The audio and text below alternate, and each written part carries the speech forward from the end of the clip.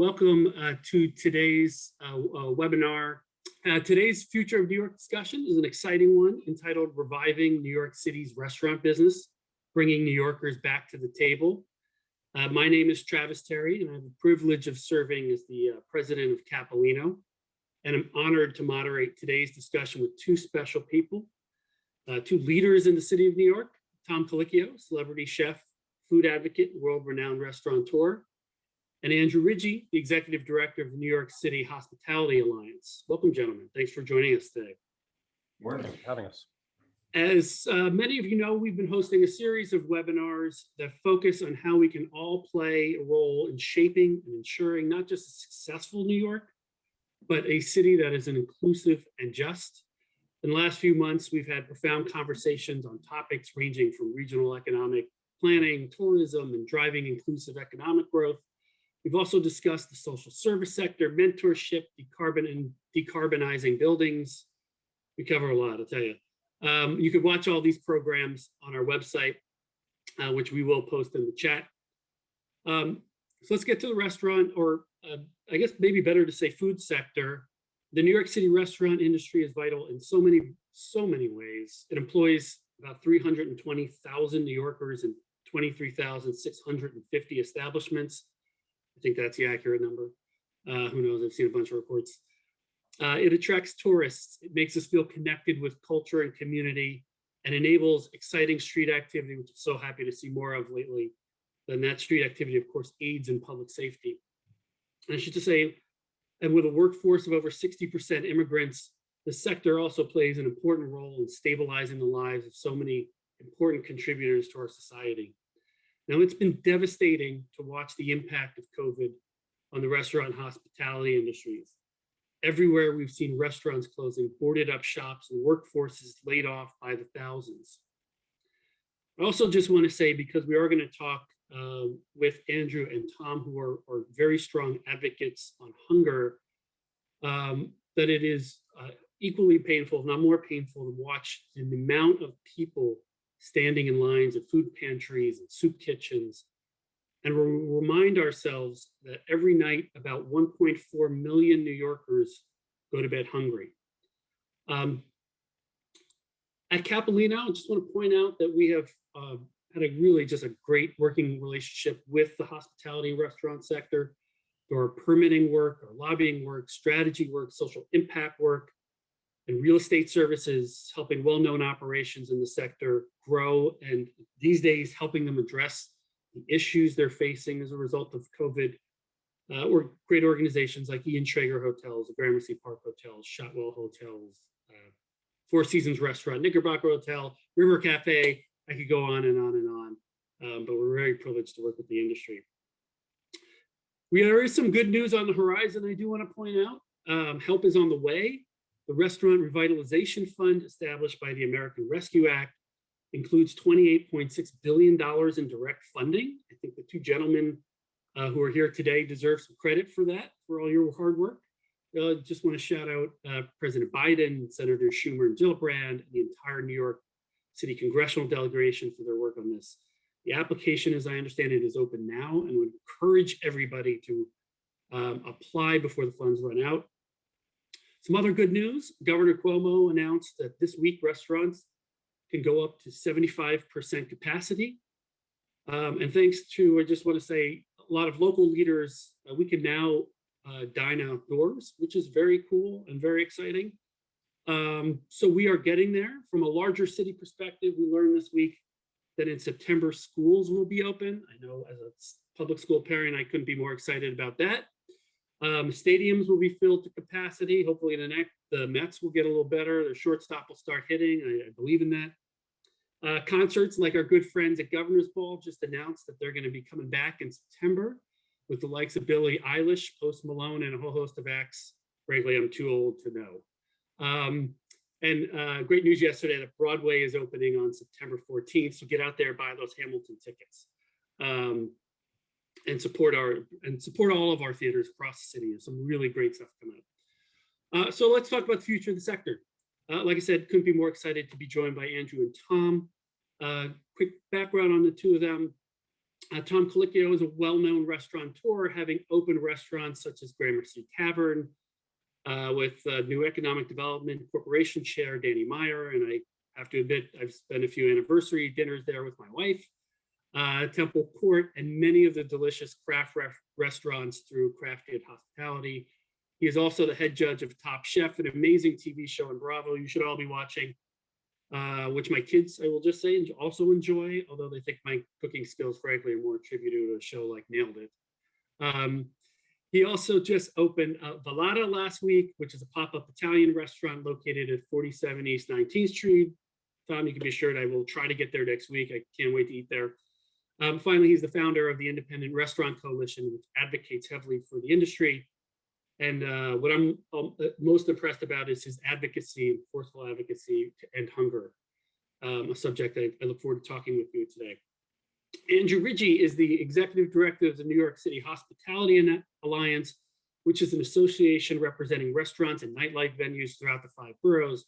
You've probably seen him on every TV channel lately and in the news, forcefully advocating, tirelessly advocating for the industry. A lot of the reason why we have hope is because of his efforts. He started his career in the great borough of Queens, my home borough, at his family's bakery, and has been vice chair of Manhattan Community Board 7 and was named by Mayor de Blasio to be the chair of the New York City's Office of Nightlife Advisory Board. Looking forward to talking solutions. One really quick administrative note. We encourage the audience to ask questions. To do so, please place those questions in the Q&A chat box at the bottom of your screen. I'll be checking it frequently and weaving those questions into our conversation. So Tom, Andrew, love to get started. Really excited. My first question to the two of you is about the current status. I'd love to hear, how you're feeling, Tom, how your restaurant's doing. Do you feel things are coming back? Is the Restaurant Revitalization Fund going to play a big impact? What's going on? The answer to all that is yes, I guess. Things are starting to feel better. I've been in the restaurant, especially the new restaurant. I've actually been cooking on the line in the new restaurant because it's hard to find staff, and it's also something I love to do.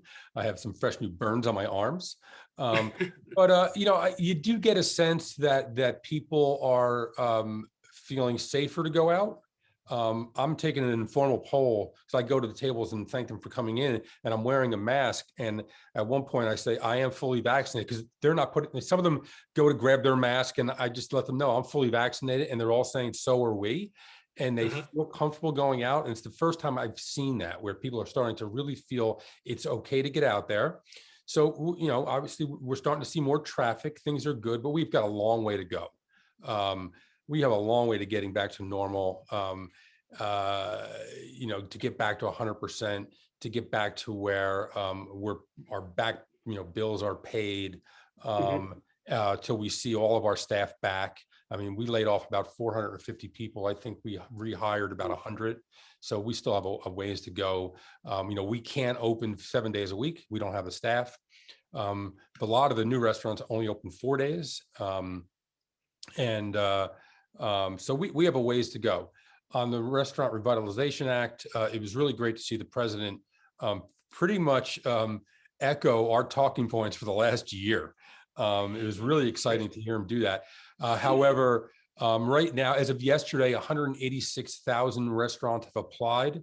1/3 of those are restaurants doing that are minority-owned, women-owned restaurants that are doing less than $1 million a year. Restaurants from 50 states and 5 territories have applied. That's the good news. The bad news is that money will run out. Yeah. And so there's hope. We're already pushing really hard to make sure that the bill gets plussed up. It's going to be a long fight because it has to be approved by Congress. A lot of people in Congress on both sides of the aisle think there's too much money flowing out there, but that's not going to reach nearly the amount of restaurants that it needs to reach. Keep in mind that we asked for $120 billion. I think we're down, independent restaurants are down over 200 billion. So we still have a long way to go. Thank you. Andrew, your thoughts? How are things? Yeah, I mean, I echo what Tom said. I think there's certainly a long road to recovery. There is some light at the end of the tunnel. Thankfully, it's not a train coming head on. It's going to take a long time, but people are feeling better. I mean, when you get out and you talk to people and you see the streets, there's an energy. I mean, from the beginning and throughout this pandemic, the question in my mind was never, is the restaurant industry as a whole going to recover? I mean, eating, drinking, socializing is just in the DNA of humanity and, in the DNA of cities. The question was, how are we going to fight and advocate to get as many of those local restaurants that were open at the beginning of the pandemic, struggling through it, to that other side? And that's where the Restaurant Revitalization Fund comes into, and that's where we need our elected officials at all levels of government, not just federal, but also state and city, to recognize that they are going to have to keep pushing policies to support the industry. Because pre-pandemic, when restaurants were full, it was tough enough for many of them to survive. And now they have all this debt, they have all these challenges. So it's going to be tough. Pre-pandemic, you said it, more than 25,000 eating and drinking establishments in the 5 boroughs. I saw a report recently that suggested maybe 5,000 places have permanently shuttered. We won't know for quite some time based on the way the health department, the city's health department, issues the permits and licenses. We do know pre-pandemic there was about 300,000 plus people working the city's restaurants and bars. According to the March labor data, we're still 140,000 jobs short of pre-pandemic employment levels. That's about 45%. And if you break out full service restaurants, it's like somewhere about 55%. And what's crazy, as Tom just said, people can't find employees. So while this huge segment of jobs are gone, people are really struggling. And I don't have to go into all the reasons right now, but I think there's a lot of different factors playing into it. So we got a long road. Let's be optimistic. Let's go out, eat, drink, celebrate, support, but also recognize that we're far from the other side. Yeah. That's interesting. I was not aware of the fact that we were struggling to get workforce. Seems like there's a lot of people out of work these days that would naturally gravitate to a job. I'm just curious what you think some of those reasons are. Well, I think some of those reasons are a lot of people left the industry. The restaurant industry is also made up of a lot of career changers. I think being a chef looks exciting. Some people that are between jobs and decided that they're going to be servers. A lot of them left the industry. They went back to their old jobs. A lot of young people left the cities and moved back in with their parents. And they are not willing to move back yet. I think that, unemployment's at $600, so it's roughly $16 an hour. And I think some people are nervous to give that up. Not because they don't want to work, but they're afraid of going to restaurants and maybe getting 2 shifts, 3 shifts. So then they're not going to make enough money. And so there's a lot of factors. What's interesting right now is usually when you have high unemployment, it puts pressure downward on wages. Right now, cooks are walking in saying, I want, $25 an hour. I'm not working. And it's a labor's market right now, which is really interesting because there's been a lot of push to see higher wages in restaurants. And I think it's just going to happen kind of on its own right now. But along with that, you're going to see inflation. You're going to see prices increase. And it's fine. I think we're going to have to go through that. For the longest time, a lot of restaurant workers are called unskilled workers. I can tell you the people that work for me are highly skilled, and we need those people that are highly skilled. So I'm happy to pay more money to someone that is highly skilled, but we're seeing a major shortage right now. So let's spend a second on the future of the restaurant sector, because I'm just curious. If we look in our crystal ball and look 5-10 years from now, what's going to change? What's the vision? Like, what is the critical path to get us to the right place in the restaurant industry? And I'm also just curious if you can comment a little bit on how technology is changing the industry as well with all these apps. Andrew, do you want to? Yeah, it's hard to say. I mean, at the core, we're talking about hospitality, we're talking about restaurants. I mean, people want to get back and they want to eat and drink and be in a nice environment, to be treated well and have a good experience. They want different types of cuisines. So, I mean, I think generally it's going to come back in like what you're seeing now, people out eating and drinking. I mean, before the pandemic, for some years, it was the growth of fast casual, or whatever you want to call it, fine casual. I think maybe the pandemic has made it that people want to be environments where they can sit down and spend more time together. I mean, maybe the impact of some hybrid work model where people are in the office sometimes, they're not in the office other times. They want to just go find something that's not a coffee shop, but a little bit more of a restaurant where they can set up with their laptop and work and eat and hang out. I mean, generally speaking, I think it's going to come back. I think maybe some of the operational aspects that were being influenced by technology before the pandemic that never really caught on, like QR codes. I mean, I'm even thinking like 10 years ago, maybe a little bit less, there was all these companies trying to sell, tell restaurants to use QR codes, and it never really took off. But now restaurants all over the place, you get your menu. I went to a place last night, QR code. Toast is one of the companies, POS system, and you order everything and someone, runs out the food. And they said they had about 20 tables, and instead of having, 4 or 5 servers, they basically have one person, maybe 2 per people, going back and forth to the different tables just to check on people, because you're ordering everything from the phone and they run it out. So, I don't know. I think people naturally, and not just in the restaurant industry, during times of crisis, search for these big, meaningful changes in the way the world is going to change. I think we'll certainly see that, but at the end of the day, maybe there'll be some changes, but we'll get back to eat and drink and socializing in a way that was reminiscent of before. I hope. I mean, I agree with that. Last recession, it took me 5 years to get to pre-recession revenues.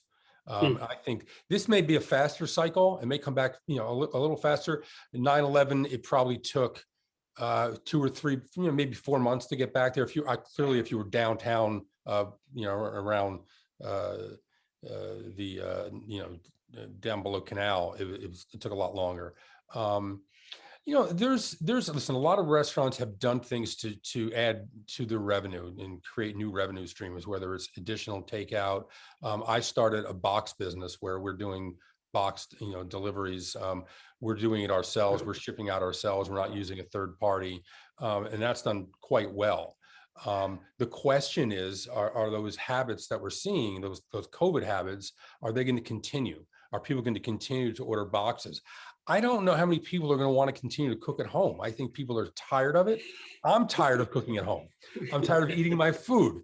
My family's tired of eting my food. But I'll never get tired of eating your food. Well, that's good. That's good. And that's important. and that's why. But that's why people are going to come back to restaurants. Yeah. And so I don't know how many. My prediction, and I think I hear Andrew saying this too. A lot of these things. My prediction is, providing that we continue on the road of vaccinating as many people as possible, providing that the United States takes the lead in making sure the world is vaccinated, which is something we should do, so we can really get this under control, and so it doesn't come back in the winter again. So providing all that happens, I believe December is going to be just insanely busy. Corporate dining, everyone's been sitting on the sidelines, not spending money. I think there's somewhere between $2 and $3 trillion that the American families have saved since the pandemic. There was pent-up demand to get out. And so I think come December, it's going to be crazy busy. And I believe that's where all these little side hustles that everybody's doing, that's when they're going to stop, because we're not going to have time to do that anymore. We're going to have to focus on our core business, and it's going to change. I think some of these things will remain. I think for the smaller restaurants, they probably will. But in restaurants like Kraft, we didn't do much. We didn't do takeout. We still don't. We do a handful of business, because we're not known for that. We didn't even try to pivot there. The box business was very different. And so I don't know, listen, we've gotten through, and a lot of people have gotten by making these changes. The things that I'd love to see continue is outdoor dining. I'm not sure how much longer those makeshift lean-tos are going to stick around, because I don't think the city's going to feel normal, and if they're there. But I think outdoor dining, closing streets, things like that, I hope that's there to stay. It's there. We're working on it. I think I always, on these Zooms, I always go back. So I see some friends on in the attendees. So sorry for saying it again, but there's this great Winston Churchill quote, which is, "Never let a good crisis go to waste." Sure. And I think among all the doom and gloom that we've been going through, what have we learned and what can we do to come out of this crisis better and stronger than we were before the pandemic? And I think the open restaurants, outdoor dining is a perfect example. I mean, I'm not sure, I guess during the Bloomberg administration, when they started with the pedestrian plazas, that was the biggest change of like public use in a very long time. I think this, in size and scope, open restaurants, completely trumps that, obviously. And we are going to have it permanent. I mean, it was so popular that we got legislation in, it was made permanent. The current temporary program goes until the end of September. Between now and then, we're working with the city on the permanent program. I think coupling that with the open streets, it creates a more vibrant, energetic place that creates all different types of activity. Just the open streets. I mean, my daughter's 5.5. She goes, rides a bike on 103rd Street when it's shut down. I mean, it's so nice. And then to be able to have restaurants set up and grab something to eat, it brings people together, it unites people. So I think things like that are here to stay. I think it creates a better city. So I feel good. Cautiously optimistic, of course, but we're definitely heading in the right direction. Things like Broadway coming back is going to help bring a lot of the actors, the creative people that left the city back to the city. So we'll see what happens. Tom mentioned the boxes of food. That's good. Alcohol to go has been a really extremely and very popular program. So we're trying to get that extended, if not, made permanent. That could really help businesses sell a bottle of wine or a cocktail with the food to go. But people are going to want to come back. I mean, we have such an amazing dining scene, in part because so many people have small kitchens and, they want to be out with people versus being in their small apartment, in their small kitchen. Absolutely. So Andrew, just on that note, there are a number of people watching right now. We usually get a whole bunch of people downloading this after the event. Your message to our audience about how to help you get all of that approved is to go to you should go to your website and they can go. It's the NYC and write our electeds. The NYCalliance.org. They can reach out. I'd say join our newsletter. I'll give you a perfect example. Yesterday, we sent out an email. So we're talking about big policies and then little policies. So outside of New York City and the rest of New York State, the state liquor authority can issue what's called a temporary liquor license, which basically means a restaurant can serve alcohol until they do all the administrative procedural stuff and give you your official liquor license. In New York City, they cannot issue temporary liquor licenses. So here we are with thousands of closed businesses, thousands of vacant storefronts that are fully built out restaurants that have closed. And what's amazing is there's actually activity happening in the market. People amongst all this want to invest in restaurants. But when they go to take over, open a new restaurant, they're being told by their liquor license attorney right now, it's going to take 4 to 6 months for them to get a new liquor license.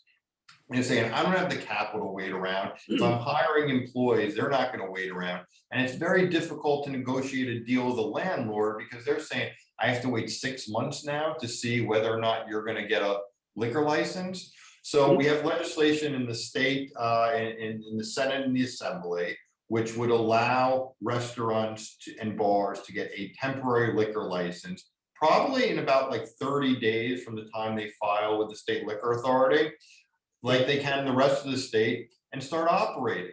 And it's a great, great way to get people to open up new businesses. The email we sent out yesterday, within 2 hours, 3 hours, we got emails from 40 people who said, I'm trying to open something, but they're telling me it's going to take 4 to 6 months. I can't wait that long. And just for the people that are on here about like community issues, it doesn't circumvent the community board. I'm vice chair of community board 7. I know this stuff. You wouldn't be able to have a temporary liquor license issued until after you go to the community board. So there's one long-winded way of saying that's one policy that'll help new small businesses open sooner that we should pass. Right. So I live in Central Queens, and it's statistically the most diverse area, culturally diverse area, I think, on the planet, which is one of the many reasons why I love living here. And the other reason is the food. You literally can get food from home baked food from hundreds of countries within a mile radius. And I know a lot of talk has been around Manhattan and how we get the Manhattan sector up. I was just curious, what can we do more to sort of, Andrew, I know the liquor license things, obviously you started talking about this, but Tom, Andrew, what are some ideas to really kind of motivate and sort of spark and catalyze the restaurant industries in Queens, Bronx, Brooklyn, Staten Island? Tom, I think you're on mute. I'm muted because my dog is barking in the background. I'm not sure if you can hear it. Andrew's probably better equipped to answer this one. Yeah, I mean, I think we need to promote, before the pandemic, you saw a lot of foodie tourism. If you look at the numbers of where people are going, where they're staying, it's not just in Manhattan. Midtown Manhattan, Lower Manhattan, we have our own unique challenges there in the recovery. But I think we need to, and we're going to be working on some programs to really encourage people to get out there, go visit different neighborhoods. And I think what I saw, I've been doing it all the time with the open streets, outdoor dining, there's lots of reasons to go visit neighborhoods. And I think there needs to be a real concerted effort to say, if you're in Manhattan, come out, I'm going to Jackson Heights on Friday. I was in Flushing last week. Like, it's really great. We need leaders and people out there to be on the subways, to be on the buses, to go to neighborhoods, to post stuff on social media, to say, look at this neighborhood where I am, come check it out, because you're going to get the best this, you're going to get the best dishes. And when people go out there, they're not just eating, they're going into a shop, they're buying a coffee, maybe they see another shop. So it's like the economic activity that is generated by one person going to do one activity. And I think, we got to be big champions of public transportation, because that's how most people are going to end up, getting around. So I think there needs to be a focus. There's so many great food neighborhoods. I mean, go up to 3rd Avenue in the Bronx. If you look at Alexander Avenue, there's a great thing. We've done a few of them with David Rockwell, the architect. We've done like full block outdoor dining installations. So you can really spend a day. They have dancing, music, but it's going to take people seeing other people do it, people inviting people to go do it, and make sure we're highlighting it. Yeah. So 2 things I can add to that. One, for a couple of years now, I've been pushing the producers of Top Chef to do Top Chef New York outer boroughs. Stay out of Manhattan and do that. I can't. I'm not. They're not there yet. I'm trying. I think that'd be really great. Plus, then I get to sleep in my own bed instead of a hotel room somewhere. But the other thing that I think we should point out when it comes to labor too, a lot of the cooks and wait staff, they work late. They can't get home. The subways finally are starting to open up 24/7. For a long time, we had to close the restaurant. Well, we were closed early, but you had to really close because people couldn't get home. And so we would have to send them home in cabs and stuff like that, which is fine. But a lot of people were unwilling to come back to work for that reason too. So it's really great to see our subways starting to reopen as well, and transportation open back up again. It's so vitally important to the lifeblood of the city. Yeah. Yeah, that is exciting. That was an important announcement by the governor earlier this week about the 24-hour subway service coming back.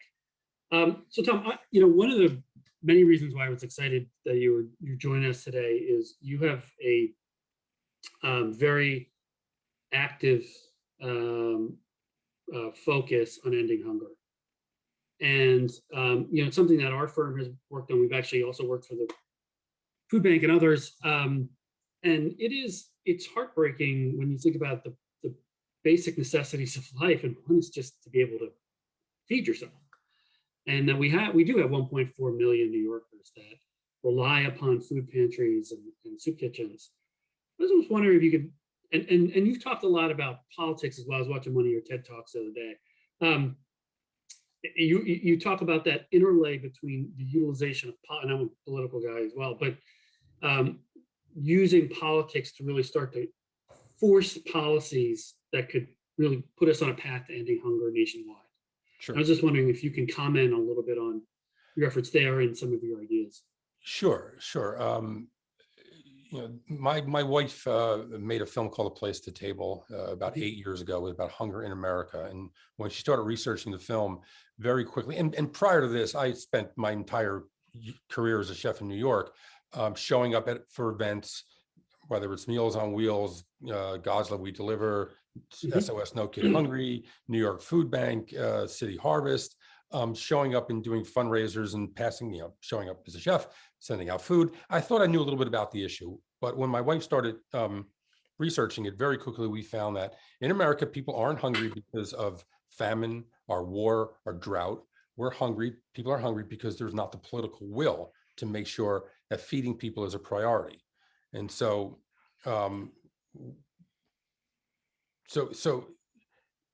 the issue of hunger is too big of an issue to be solved, to be ended by food banks and food pantries. Food pantries can help manage hunger, but they're not going to end hunger. The only thing that's going to end hunger is a more robust safety net that will eradicate hunger. We almost did this back in the 70s.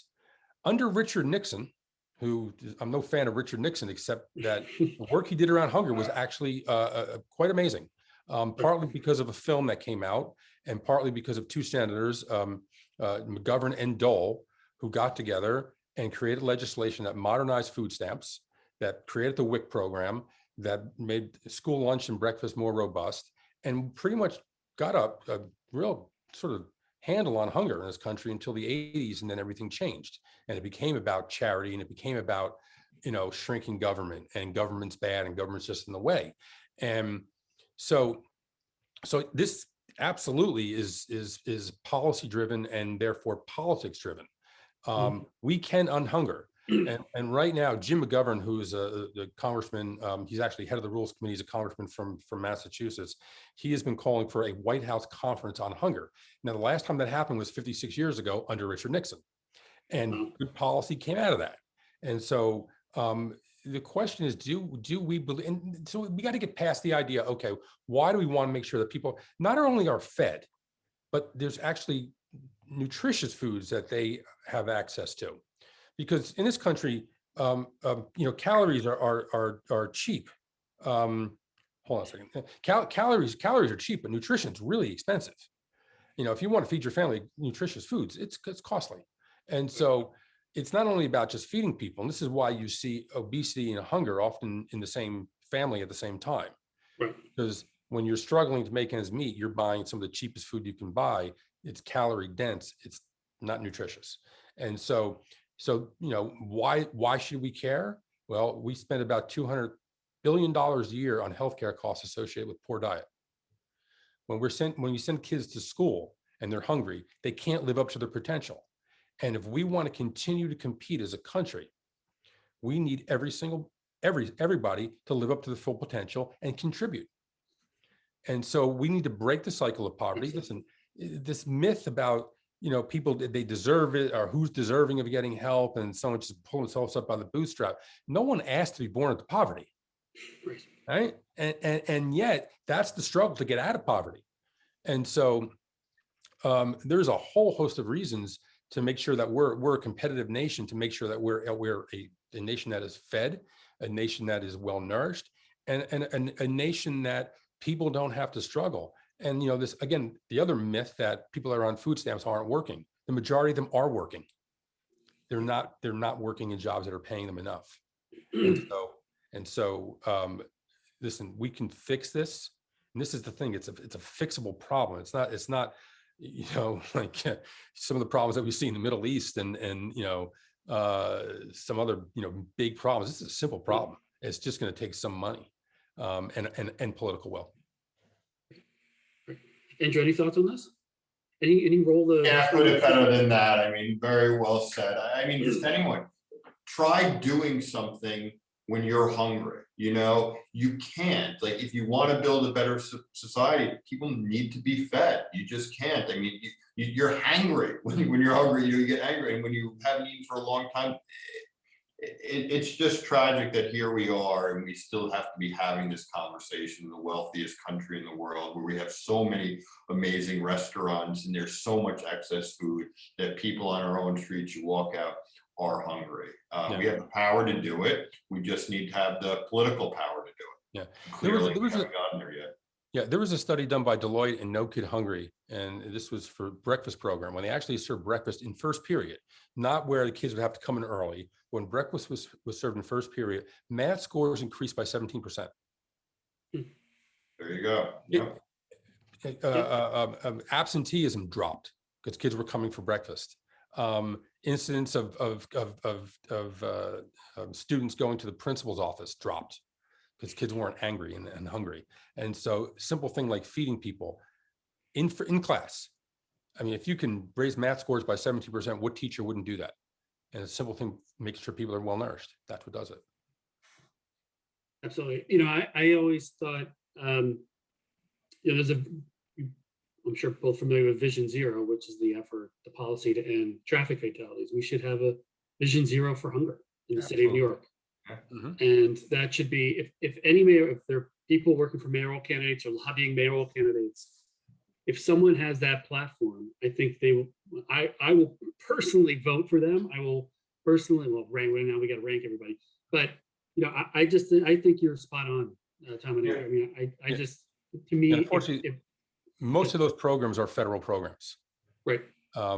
You know, I mean, if I were running for national office, I would be advocating for free breakfast and lunch in all schools. There's a 3-tiered system now where they're spending more time actually figuring out who gets free and who's reduced, and instead of that money going to better food, it goes to the admin cost of that. Plus, if we also decided to go back to you know, having food cooked from scratch in schools, we create jobs. And then if you take that and say, okay, if you're in a farming area, like I'm out in Long Island right now, and I'm looking at a farm right out the window. If say 30% of school lunch had to be sourced locally from local farmers, now all of a sudden it's a big boom to the farmers. And so, and then take that and start teaching nutrition in schools. Because if you teach nutrition in schools, these kids are going to go home and teach their parents about nutrition. And now you have a healthier society. We have to start somewhere. Yeah, it brings people together. I mean, I take my daughter into school, so, you know, well, I did it some mornings, and, you know, it was so nice to see the kids there, families show up, and some of the parents, people are eating it. I think it's it should be a national policy. You know, I'd also say when it comes to this, we were talking about the importance of the restaurant industry to New York City. And Tom mentioned what, 7 different organizations, City Harvest, all these others that he works with. I mean, the amount of work that our industry does to help support our communities, you know, whether it's Little League or whether it's feeding the hungry, it is part of the business plan. I mean, every single restaurant and chef I speak with, they are involved some way giving back to their communities. And I think what hit that home for me was early on in the pandemic, when our city's restaurants were facing the biggest crisis that they have ever faced. They were out there donating meals to frontline workers, to the hungry, and to so many other people. It was like almost an out-of-body experience that they basically, in the midst of their own crisis, are trying to help and serve and support people who are going through their own crisis. Right. And it's incredible, but we shouldn't have to rely on the generosity of our local restaurant industries to provide a function, food for people. And that's what it's got to. And I know the industry will keep fighting and supporting, but it really shouldn't be their responsibility, especially in this day and age. They should be able to contribute to it, but not fall on their shoulders. Yeah, I mean, absolutely. Listen, Jose Andres, and rightfully so, was getting a lot of credit for feeding millions of people, but he does that through restaurants. It's a community of restaurants, and so when he goes into an area and he needs help, he makes phone calls to restaurants and sets up programs for the restaurant. He actually funds the restaurants to provide meals. Now, again, let's go back to policy. There's something called the FEED Act that is working its way through Congress. I think it was Christopher Coons, the senator from Delaware, that wrote the bill. And this was what Jose's been advocating for, where the federal government is starting to spend those dollars. So it's not him having to raise money through charity. Me and Jose are having to raise money through charity. And so if there's a localized disaster, instead of FEMA coming in, those dollars flow to the local restaurants who know how to feed people, as opposed to these contractors that come in. Number two, so you're helping the community, and the community's helping the community, plus you're spreading out the feeding, so it's not just funneled into one area where it gets bogged down. And plus, then you can have culturally appropriate and dietary appropriate foods because it is spread out to many different restaurants. And so this makes perfect sense. And we're going to continue to see disasters, and we're going to continue to see things like this pandemic. And you need to have an infrastructure set up where immediately restaurants could spring into action. I mean, look at the storm that we saw in the Dallas area. If restaurants were able to just spring into action very quickly, where it doesn't take FEMA. FEMA is a big organization. It's slow moving. Get in there and provide the money. So again, this is policy, and this is exactly where restaurants play a vital role in actually keeping their communities together, and good policy can actually make this work. Now, Tom, you mentioned one of the words you used was infrastructure, and it would be interesting to start to consider food as part of a national infrastructure process, because that is the core of what we're trying to do, and it's for, it should be everything else is in the infrastructure bill right now. Might as well. Right, exactly. Yeah, that's what it is. Everything. If you look at Twitter, everything is infrastructure. Everything. Right. Right. I want to get back to local sourcing for a second. So I'm a city kid. I grew up in the city. I'm a total urbanite, but I spent some time on the Dean's Advisory Council of the Cornell Agriculture School and learned the importance of the agricultural economy. And as we talk about the revival and recovery of New York City, we also have to think really seriously about the recovery of New York State. And we have these amazing farms and agricultural sites up north of New York that create great yogurts. They create best fruits and vegetables, great wines. Are we doing enough to sort of connect downstate and upstate to make sure that it is something that I know at Cornell we were dealing with a lot, but from a restaurant side, do you think there's enough going on? Is government taking the lead to really connect the upstate agricultural farms and the downstate restaurant sector so that we could, as the restaurant sector starts to come back, we can help boost the upstate agricultural economy? The first time I heard someone try to connect the upstate and downstate through restaurants and through farming was Hillary Clinton. And this was probably 20 years ago. And she was doing a party, her staff, in a holiday party in one of my restaurants. And she asked me that question. And so I think the answer, I don't know politically. Listen, there's programs. I think the governor has programs to try to do that. But this is all chef driven, and it's driven. We go to the farmers market and we're buying from the local farmers because it's better. That's our secret ingredient. Part of what we talked about when we talked about the restaurant community writ large across the country. When we say, independent restaurants employ 15 million people, but indirectly, if you factor in farmers and fishermen and cheesemakers, and even the exterminators who service our restaurants and the plumbers and electricians, we're talking probably 20 million people. And so this is, again, why we were so worth saving, because it's not just those restaurants, but it's everyone. It was totally ancillary businesses as well.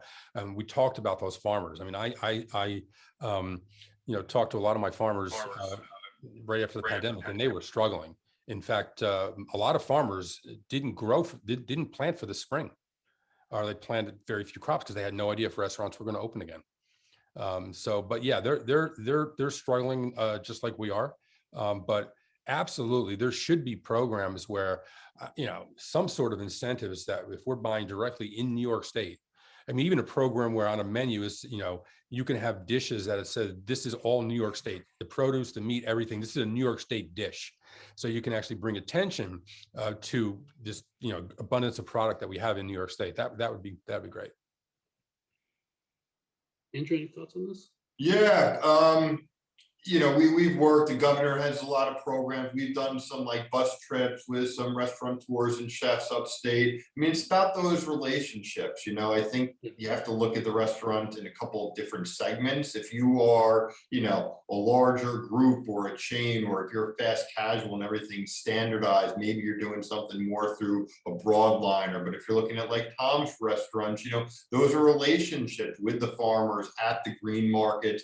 And those are a little bit more, I guess, difficult to, I don't know if institutionalize is the right word, but, to kind of make formal. So I do think, you could have programs to kind of enhance those relationships, make those connections. I think also what I've heard, just distribution can be a challenge too. If someone's driving in, 3, 4 a.m. in the morning from upstate, what's their capacity to get to different restaurants? If I'm trying to get into Midtown and then I got to get to Lower Manhattan, then to Brooklyn, but I'm a smaller farm, there's those logistical challenges.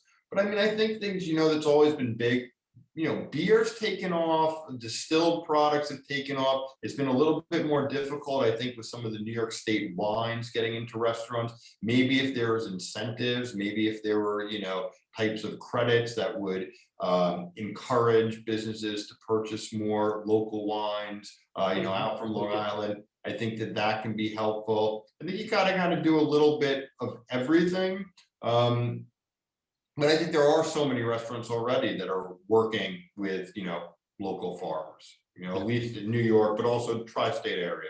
Yeah. So I'll go back to the school lunch program again, because I think if New York State mandated that a certain percentage, 30% of all the produce had to be sourced locally. Okay. Now, someone right now is going to say, well, you're picking all that stuff in the summer in schools all through the winter. This is where we need processing facilities. If we actually had processing facilities set up where that stuff could be frozen, minimally processed, cooked and frozen. So it's peas or carrots or squash, and then it's frozen and preserved. And the freezer is actually a fine thing. And so, but that's again, this is policy, and this is a system that's set up now that'll take care of the farmers. The kids will get better nutrition. And again, we can create jobs in the school cooking. And so this is a way of creating a system that is whole. And also, thanks for the shout out to Long Island Wines. Again, the farm that I'm looking at is a winery. Yeah. And I drink Long Island wines all year round out here. They're my local wines, and there's some fabulous wines out here. Yeah. Got to educate the people. I opened a restaurant in Long Island, in Garden City, small batch, and we had all Long Island wines. Like, people didn't want them; they couldn't sell them. Yeah. And so we had to educate the public that these are wines in your backyard, Long Islanders, and they're really good. But they want, other wines, but it just takes some time. But I like that. That's a good point about the schools, because like we were saying, restaurants for different segmented industry, it's often tough to coordinate and do buying groups and all this stuff. But if you have something like, DOE, large institutions that are really the catalyst to take what are all these segmented farms to do something big, and it works, I think it then creates a model where it may be easier to do distribution to restaurants. So, it's where it's like anything else. It's where people's priorities are. Look, when Mayor de Blasio came into office, pre-K, it's like people get into office and they have the time to get a couple of their priorities passed. And we need someone getting into office saying, feeding people is my political priority. I think it's a winning campaign promise, and I think it's something that's doable. But it takes the brains, it takes might, and it takes the political agility and desire to get it done.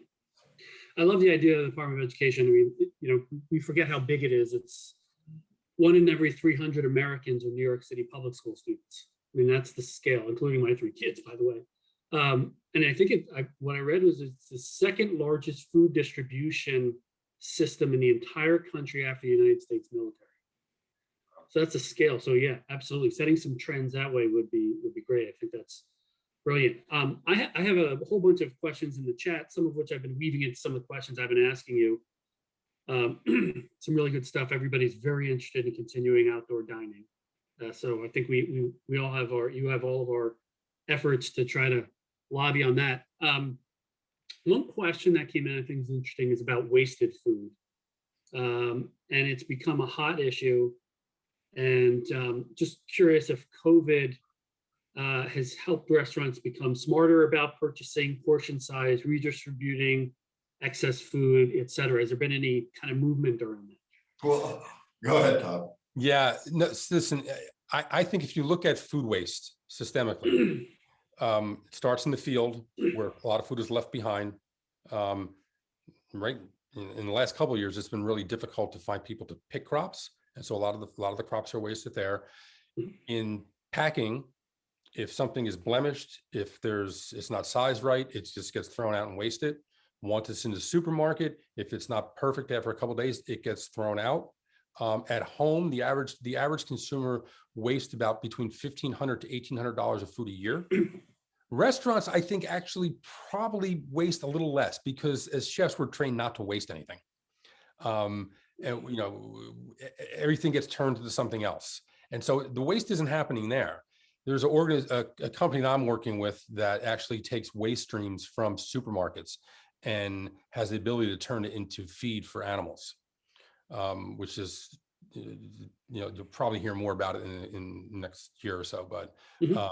But so there's some really brilliant things. You know, composting, again, if you're composting food, you're not wasting food. You know, I think my wife likes to joke around that she said I have the soul of a depression era housewife because I don't waste things at home, because I'm trained where anything left over at night goes into the kids' lunch, or it goes into an omelet, or it goes into a soup at the end of the week, and so little things like that. But it's a major problem. One of the things that you can do to decrease food waste is these sell-by dates. You know, these are arbitrary. They're not based in science at all. It's literally based on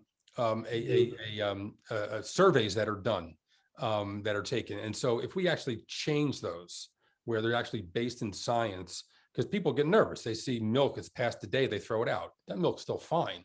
And in fact, so there's a lot of ways to deal with waste. I don't know if restaurants are the place to look. There's some waste there. Obviously, there is some waste there, but you know, every time we waste something, it costs us a lot of money, and Right. we're trained not to waste food. Andrew, any thoughts on that subject? I agree with Tom. I think he said it all. Good. I know we're running a little bit out of time. You know, we have out there a lot of, I would guess, budding entrepreneurs who want to open up restaurants, which is terrific. And we should do, from a policy perspective, we should be doing everything we can to incentivize it. On a private scale, you know, what is your advice to those entrepreneurs? Like, what do they have to think about in order to successfully open a restaurant? I personally have always been intrigued with the idea, but it looks so hard. What is your guidance to some of those entrepreneurs? Go see a therapist. Isn't there like a virtual restaurant? You can like play a virtual game or something for a while. No, listen, if you're a chef and you want to open up your own restaurant, I find that most chefs don't understand the business of running restaurants. And when I say it's something, listen, you learn as a cook, you learn how to cook. You're a sous chef, you learn how to manage staff a little bit better, make schedules and things like that, purchase food, but actually getting down to the nuts and bolts. And I think that is it's something a lot of restaurants don't teach. And it's hard to do. Now, here's something that I'm going to suggest that we need to get rid of very quickly. And that's the 80-20 rule. Okay. Now, the 80-20 rule says that a tipped employee, and I'll get around to where I'm going with this because it's going to make sense. A tipped employee has to spend 80% of their schedule customer facing. Okay. Mhm. So what that means, if I have a bartender that wants to learn how to run inventory, so the managers take inventory, but if I have a bartender that really wants to learn that, they want to take the next step and become a manager, right? If I can't take them and pay them $20 an hour for that training, because that will add to the cumulative 20% of time they're not customer facing. Therefore, I can get sued and it ends up costing me a boatload of money. This 80-20 rule has got to change. I know why it's there. People have been taken advantage of, but it's one of these laws that some legislator looked at this and said, oh yeah, this is really great, and didn't understand how restaurants work, and didn't understand that a lot of the training that happens can't happen now because of the 80-20. Yeah, we have legislation, Assemblymember Amato and Senator Comrie have a bill that would basically modify the 80-20 rule, that in a very simple way, how they do it in states around the country, where someone can work in a tipped and non-tipped capacity during the same shift. I won't get into all the technical aspects of it, but it's so important, not only because it reduces the liability for employers, but because what Tom said, it allows people to get different types of experience. Right now, like Tom said, if he has a food runner, or something, and said, and they say, can I work a couple more shifts? I would like to get a little bit more money. I'd like to get more experience. And he says, oh, I'd love to have you come, work in the kitchen, help chop carrots, help do this, help do that. They can't do it now because then they'd be in violation of the 80-20 rule. So it's hurting people from earning more money and gaining more experience. And the restaurant industry, you need to be able to know how to do everything. You can't just be a good cook or a, friendly, hospitable person. You need to be a business person. You have to have a fundamental understanding of the different operational aspects of a restaurant. So that would be my one tip. Work in a restaurant, work in different aspects of the restaurant, gain experience before just trying to jump in and do something. And you really have to understand the law and politics and be engaged. And I will leave it because I know we're kind of running out of time, is that one thing that's been remarkable about the pandemic is seeing how many chefs, restaurateurs, people in the industry around the country have gotten engaged in the political process. And I think the more that we do that as an industry, the more we can have a positive impact on these different types of rules that would help the industry. So. Yep, agreed. Tom, any final words, because we're coming up on time? No, well, I just want to wrap up that, in that case of the bartender may want to open up a bar one day and have his own, shop. And again, they're going to have to learn on the job. And once they open open up their bar, that's the wrong time to learn that skill. And so I guess, just if you're going to open a business, just spend a little more time, because it is a lot more than just food and service. And those are the things that those are the shiny things that get the attention, but just the nuts and bolts. Especially HR is so important these days. HR, to make sure that your staff is being taken care of, and if you can't afford it, it's either you go out and buy that service, or really educate yourself. So there's a whole lot to this business, and the margins are so low you can't make mistakes. But listen, overall, thanks for hosting this panel. I think we're getting close. It's feeling better. We're getting close. We have a long way to go. I think the public, one thing I would suggest, if you are going to order food, order it directly from the restaurant and pick it up if you can. These third-party delivery groups are crushing. They're crushing us. They're charging us 30% for the privilege of delivering you food to your home. And you're going to tip someone, fine, but it's a bad model for restaurants. And I think we've seen two of these companies go public during the pandemic, and they claim they're helping the restaurant industry. I didn't see any of us go public during the pandemic. That's one thing. One thing as a consumer you can do: order the food directly from the restaurant and go pick it up. That's really good guidance. Andrew, any final words? Thoughts? Yeah, I've been saying since day one, for New York City to recover, our restaurants, our nightlife needs to be at the core of the recovery. There's no other way about it. We will, but you know, for everyone watching, just, you know, go out, like Tom said, order direct, go out, support your local restaurant, talk to them, stay engaged. You know, it really is true. They're part of not just the economic foundation, but really the social fabric of the city. And that's why we need to come back. Got a long road to recovery, but we're on our road back. And, you know, we really need people to be advocates for the industry. And that's the great thing about restaurants is, you know, it doesn't matter if you're a plumber, an accountant, a lobbyist, you know, you name it. You're probably connected to restaurants somehow. And we need you as a person and a consumer to be advocating for our industry. Absolutely, absolutely.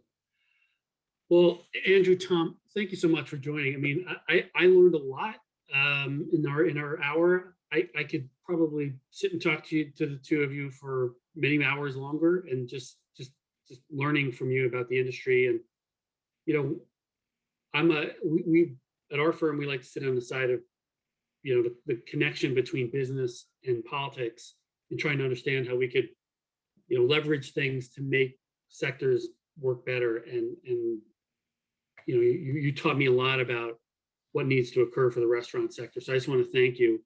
And just again say, you know, you have a friend in us, you have a friend in me, and to the extent we could be helpful in any way, you know, please don't ever hesitate to reach out. You know, I would also just encourage our audience to learn more about New York City Hospitality Alliance and all the great restaurants and organizations that Tom is a part of. I will underscore the point you all just made about ordering directly from restaurants. Let's do it. I will admit to have been guilty of using some of those apps from time to time, but I've talked to some of the restaurants that I go to eat at, and they say the exact same thing. So stop doing that. So congratulations, both of you, on all your success. You've done so much to help bring the restaurant sector back. We know there's a lot more to do, and look forward to walking that path with you. I really, really do. Last point I'll just make, everyone should just stay tuned for upcoming announcements about other Future of New York series. We have some exciting guests lined up, starting with a terrific program on cannabis in the state of New York and what those new rules mean on May 18th. Andrew, Tom, you're the best. Thank you so much. Look forward to seeing you around town and helping in any way. Be well. Thanks. Take care.